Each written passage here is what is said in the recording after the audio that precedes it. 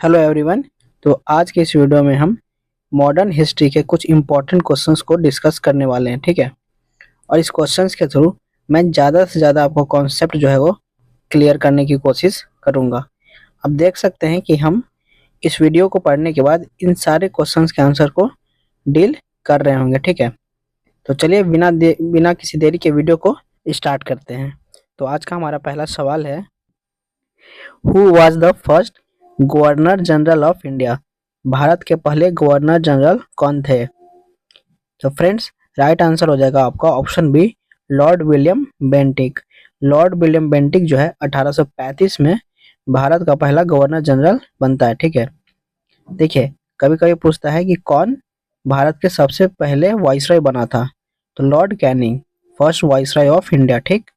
उसके अलावा first governor of Bengal पूछेगा तो वॉरेन हेस्टिंग 1773 में बंगाल का गवर्नर बनता है। Lord William Bentinck governor general of India बनेगा 1835 में, और फिर 1858 एक्ट के तहत लॉर्ड कैनिंग को भारत का वाइसरॉय बना दिया जाता है।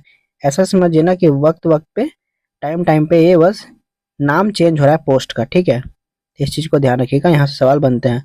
बात करें लॉर्ड कॉर्नवालिस की, तो Bharat father of Indian civil services के नाम से इसे जानते हैं, ठीक है। और अस्थाई बंदोबस्त भी जो है इसी ने लाया था, परमानेंट सेटलमेंट। अगला सवाल है, where was the first session of Indian National Congress held? भारतीय राष्ट्रीय कांग्रेस का पहला अधिवेशन कहाँ हुआ था?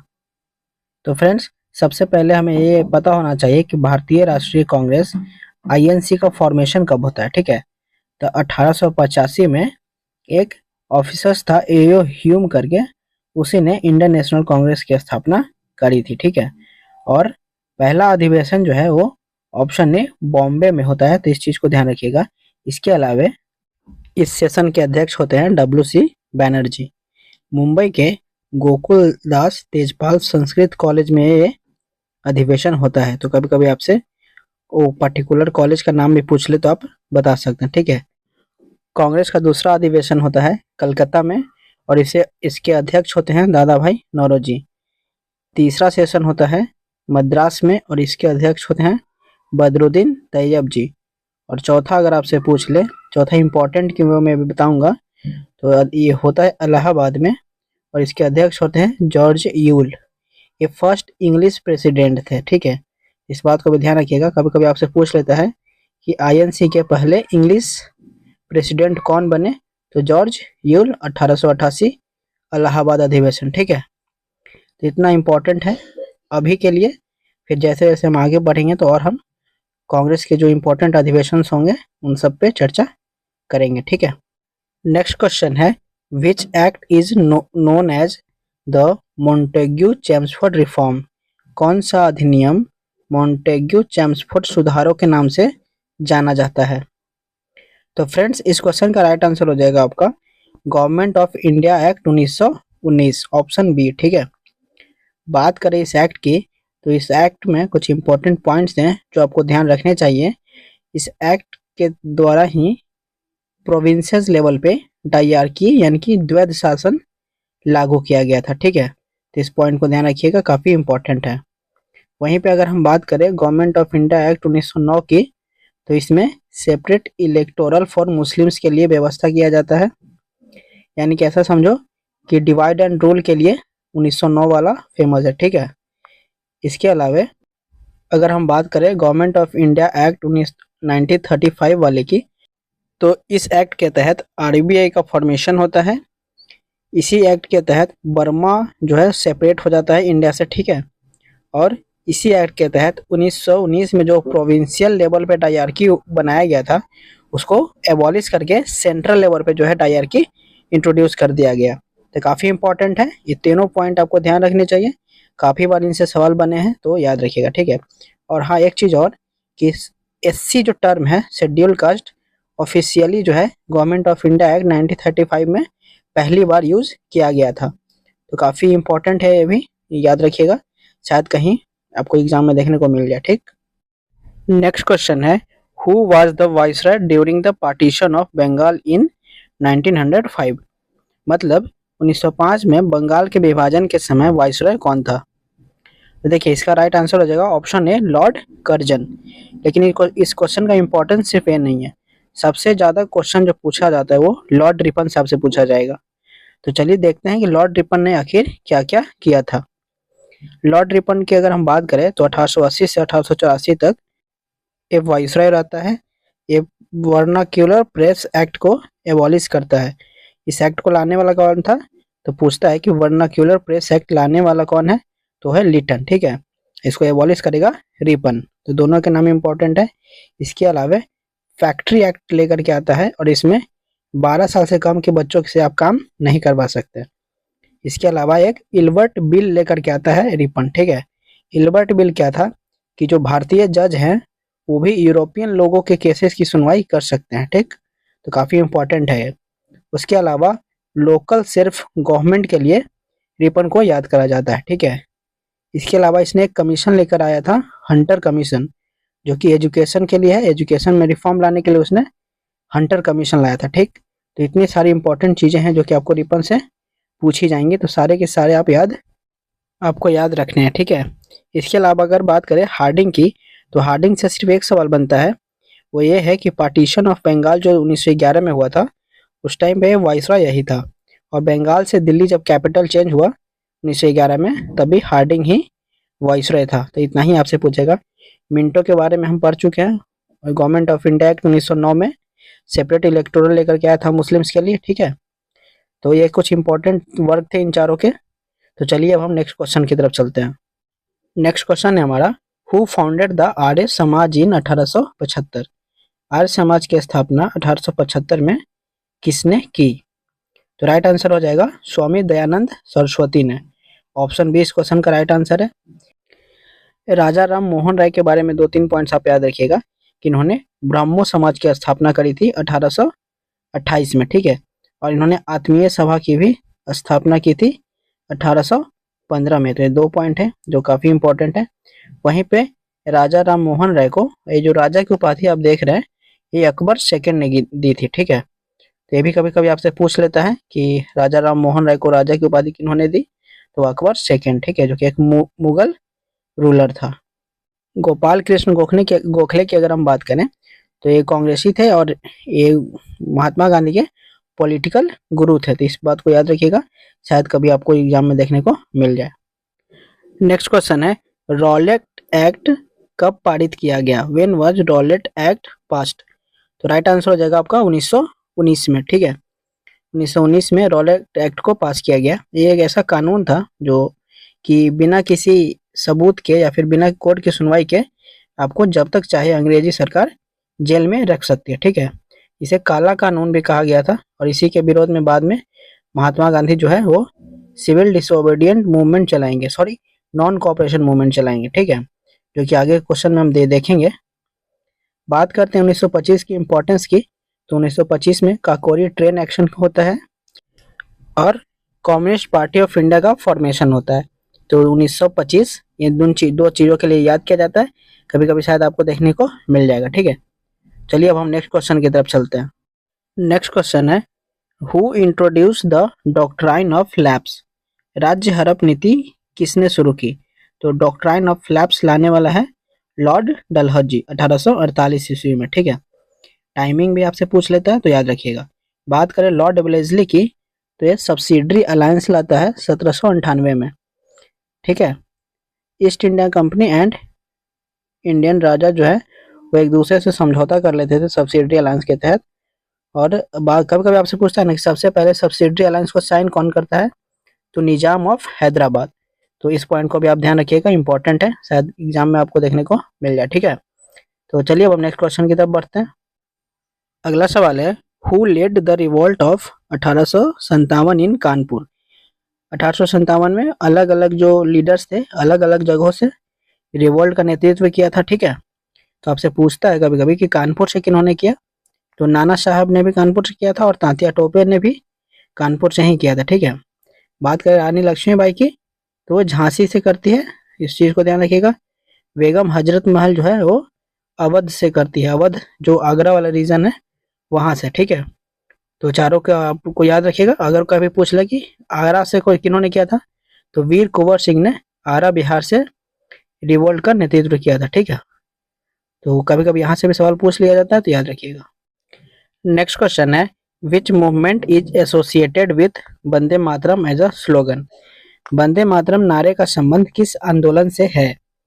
तो फ्रेंड्स, ऑप्शन सी स्वदेशी मूवमेंट। ठीक है, स्वदेशी मूवमेंट का वंदे मातरम जो है वो स्वदेशी मूवमेंट से संबंधित है। ठीक है, अब बात कर लेते हैं कि वंदे मातरम को लिखा किन्होंने है। तो वंदे मातरम को लिखा है बंकिम चंद्र चटर्जी ने। ठीक है, उनका एक उपन्यास है आनंद मठ। ठीक, तो ये जो वंदे मातरम है वहीं से लिया गया है। सबसे पहले इसे गाया किन्होंने है? तो गाया था रविंद्रनाथ टैगोर ने। कांग्रेस अधिवेशन 1896 में जो होता है कलकत्ता में, वहां पर इन्होंने सबसे पहले गाया था। तो ज़्यादा इम्पोर्टेंट ये है कि वंदे मातरम को पहली बार गाया किन्होंने है? तो रविंद्रनाथ टैगोर ने। कब? 1896 कांग्रेस अधिवेशन कलकत्ता। ठीक है, इंपॉर्टेंट है, आप ध्यान रखिएगा। क्विट इंडिया मूवमेंट और सिविल डिसोबीडियंट मूवमेंट जो है और नॉन कॉपरेशन, इन तीनों की बात हम अभी आगे वीडियो में करेंगे। वैसे अगर मैं इनका बस टाइम बता दूं, तो क्विट इंडिया मूवमेंट जो है 8 अगस्त 1942 को लॉन्च होता है। नॉन कॉपरेशन मूवमेंट 1920 में महात्मा गांधी करेंगे। सिविल डिसोबीडियंस मूवमेंट जो है वो 1930 से 1934 तक चलेगा। ठीक है, काफ़ी डिटेल में अभी हम आगे बात करने वाले हैं। तो नेक्स्ट क्वेश्चन की तरफ चलते हैं। नेक्स्ट क्वेश्चन है, when was Simon commission sent to India. Friends, Simon commission का फॉर्मेशन होता है 1927 में और वो इंडिया आता है फरवरी 1928 में। ठीक है, तो इस पॉइंट को नोट कीजिएगा। और इसे जो है व्हाइट कमीशन भी कहा जाता है, क्योंकि इसमें सारे के सारे जो थे वो गोरे थे। ठीक है, 7 सदस्यों की ये टीम होती है जिसका हेड होता है साइमन। तो उस व्यक्ति के नाम पर इस कमीशन का नाम रखा गया है साइमन कमीशन। इसके साथ एक फेमस नारा है साइमन गो बैक। और इसी के प्रोटेस्ट में जब ये लाहौर में आया था, तो लाला लाजपत राय की मतलब सर पे डंडा लगने से मौत हो जाती है, क्योंकि वो इस कमीशन का विरोध कर रहे थे। ठीक है, तो इम्पोर्टेंट है, याद रखिएगा। यहाँ से सवाल हर बार पूछा जाता है। आपसे यही डेट पूछ लेगा कि साइमन कमीशन कब भारत आया था, लाला लाजपत राय की डेथ कैसे हुई थी, तो साइमन कमीशन का विरोध कर रहे थे। ठीक है, तो ये सारे क्वेश्चंस आते हैं, आप एग्जाम में देखिएगा तो समझ में आपको आ जाएगा। ठीक है, तो चलिए अब हम नेक्स्ट क्वेश्चन की तरफ चलते हैं। हमारा अगला सवाल है, who started the home rule movement in India. Bharat में होम रूल आंदोलन किसने शुरू किया? तो फ्रेंड्स, आपका राइट आंसर हो जाएगा option D, both A and सी।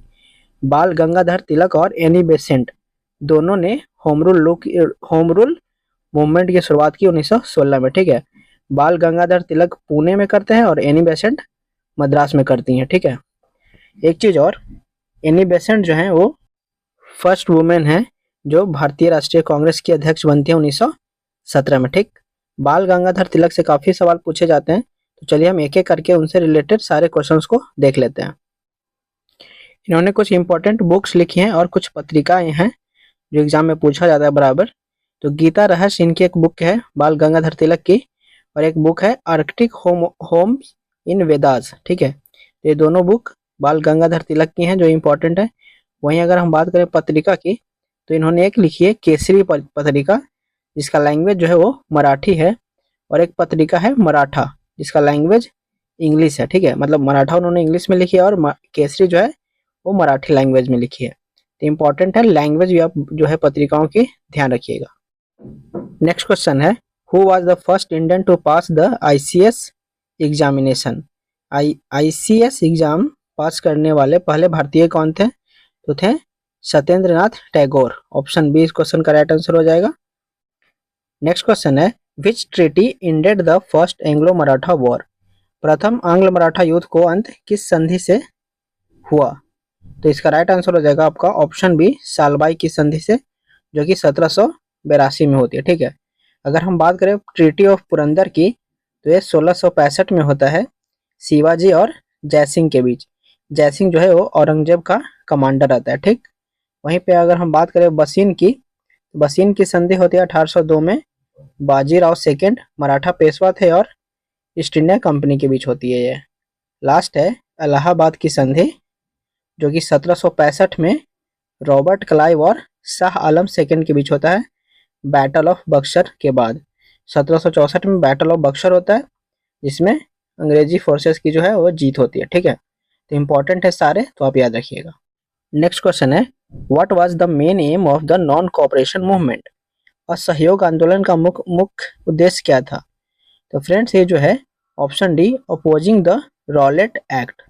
मैंने आपको पहले ही बताया था शायद कि रॉलेट एक्ट के विरोध में महात्मा गांधी ने नॉन कोऑपरेशन मूवमेंट जो है वो लॉन्च किया था। ठीक है, देखिए नॉन कोऑपरेशन मूवमेंट की शुरुआत होती है 1920 में और इसका अंत होता है 1922 में काकोरी कांड से। ठीक है, सॉरी, चौरी चौरा कांड से जो है वो इसका अंत होता है। तो इस चीज़ को ध्यान में रखिएगा।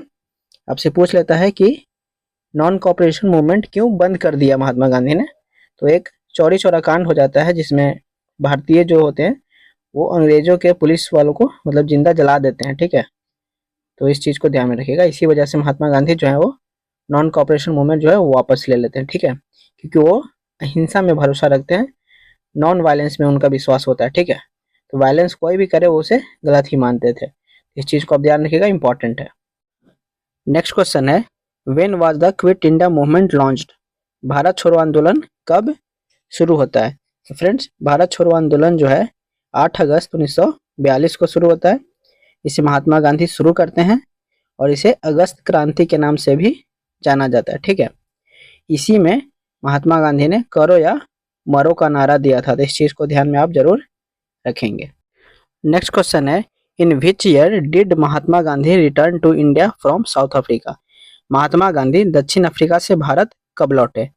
तो फ्रेंड्स राइट आंसर हो जाएगा 1915। 9 जनवरी 1915 को महात्मा गांधी भारत वापस आते हैं और इसी दिन को एनआरआई डे के रूप में भी हम सेलिब्रेट करते हैं, मनाते हैं। ठीक है, अब हम बात कर लेते हैं कि 1917 का क्या इंपॉर्टेंस है। 1917 में महात्मा गांधी भारत में जो है वो चंपारण सत्याग्रह से अपनी मतलब जो आज़ादी की लड़ाई है उसको शुरू करते हैं। ठीक है, आप सभी को पता होगा कि पहला सत्याग्रह उन्होंने चंपारण बिहार से किया था। 1918 में वो खेरा आंदोलन करते हैं। खेरा फार्मर्स टैक्स के विरोध में वो किया जाता है 1918 में। ठीक है, मार्च 1918 में।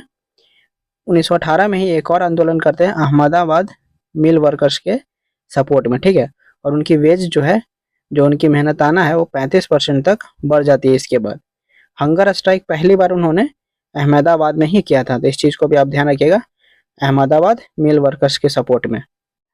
नेक्स्ट क्वेश्चन है, where did Gandhi start his first satyagraha in India? तो फ्रेंड्स अभी मैंने बताया कि चंपारण में उन्होंने सबसे पहले अपनी सत्याग्रह की शुरुआत की थी। 1918 में खेरा आंदोलन और 1918 में ही अहमदाबाद आंदोलन, ये दोनों जो है 1918 में करते हैं, पहले खेरा बाद में अहमदाबाद। ठीक है, बात करें अगर हम बारदोली सत्याग्रह की, तो बारदोली सत्याग्रह गुजरात में होता है 1928 में और इसका नेतृत्व जो है वो वल्लभ भाई पटेल करते हैं। और यहीं पर वहाँ की महिलाओं ने, बारदोली की महिलाओं ने इन्हें सरदार की उपाधि भी दी थी। ठीक है, तो काफ़ी इंपॉर्टेंट है, सरदार वल्लभ भाई पटेल लौ पुरुष हैं हमारे, तो इनसे सवाल जरूर बनता है आपके एग्जाम्स में, तो आप याद रखिएगा। ठीक है, नेक्स्ट क्वेश्चन है, महात्मा गांधी को राष्ट्रपिता की उपाधि किसने दी? तो रविंद्रनाथ टैगोर ने महात्मा गांधी को राष्ट्रपिता की उपाधि दी थी। ठीक है, सुभाष चंद्र बोस ने उन्हें बापू कहा था। तो इस चीज़ को भी आप ध्यान में रखिएगा, कभी कभी शायद आपसे पूछ ले, इंपॉर्टेंट है ये। नेक्स्ट क्वेश्चन है, which movement was launched by Gandhi 1942? ये रिपीट हो रहा है सवाल, क्विट इंडिया मूवमेंट इसका राइट आंसर हो जाएगा। सॉल्ट सत्याग्रह की अगर हम बात करें तो सॉल्ट सत्याग्रह जो है वो सिविल डिसोबीडियंट मूवमेंट के साथ ही होता है। 1930 से 1934 तक सिविल डिसोबीडियंट मूवमेंट होता है। 12 मार्च को साबरमती से महात्मा गांधी अपने मतलब अनुयायियों के साथ चलते हैं। 6 अप्रैल 1930 को दांडी पहुंच करके नमक आंदोलन को तोड़ते हैं। उसके बाद सिविल डिसोबीडियंस मूवमेंट स्टार्ट हो जाता है। ठीक है, सॉल्ट सत्याग्रह और सिविल डिसोबीडियंट मूवमेंट एक ही है। Non cooperation movement Mahatma Gandhi 1920 से 22 और क्विट इंडिया मूवमेंट 8 अगस्त 1942 महात्मा गांधी ने ही शुरू किया था। ठीक है, तो सारे के सारे जो हैं गांधी जी के मूवमेंट्स हैं, इंपॉर्टेंट है, आपको अच्छे से याद रखना चाहिए। एग्जाम में बार बार यहाँ से सवाल देखने को मिल जाता है। ठीक है, तो चलिए अब हम अपने अगले क्वेश्चन की तरफ चलते हैं। हमारा नेक्स्ट क्वेश्चन है, where did Mahatma Gandhi organise the famous salt march? तो देखिए मैंने अभी आपको बताया था कि वो साबरमती से चलते हैं 12 मार्च 1930 को और 6 अप्रैल 1930 दांडी पहुंचकर वो नमक आंदोलन मतलब जो है नमक लॉ को ब्रेक करते हैं। ठीक है, तो इसका राइट आंसर हो जाएगा ऑप्शन डी साबरमती। वहां से उन्होंने इसे ऑर्गेनाइज करा था और दांडी पहुंचकर ब्रेक किया था। देखना पड़ेगा सवाल एक्चुअली क्या कहना चाह रहा है, तो आप इस हिसाब से आंसर टिक करेंगे। ठीक है, तो ये था आज का हमारा क्वेश्चन आंसर। तो अगर आपको ये वीडियो अच्छा लगा हो तो वीडियो को लाइक करें, तो अपने दोस्तों के साथ शेयर करें, चैनल को सब्सक्राइब कर लें। मैं इस तरह की और भी वीडियोस आपके लिए लेकर के आता रहूँगा और बहुत ही शॉर्ट टाइम में हम काफ़ी अच्छा रिवीजन कर रहे होंगे। कहने के लिए 20 क्वेश्चन है, लेकिन आपने अगर ध्यान से देखा हो तो हम 80 से 85 यानी कि मॉडर्न हिस्ट्री के एटलीस्ट 60 से 70% चीज़ों को हम कवर कर चुके हैं। ठीक है, आगे के और वीडियोस में मैं पूरी मॉडर्न हिस्ट्री आपको क्लियर कर दूंगा 20 से 25 ऐसे ही और क्वेश्चंस के साथ। ठीक है, थैंक यू।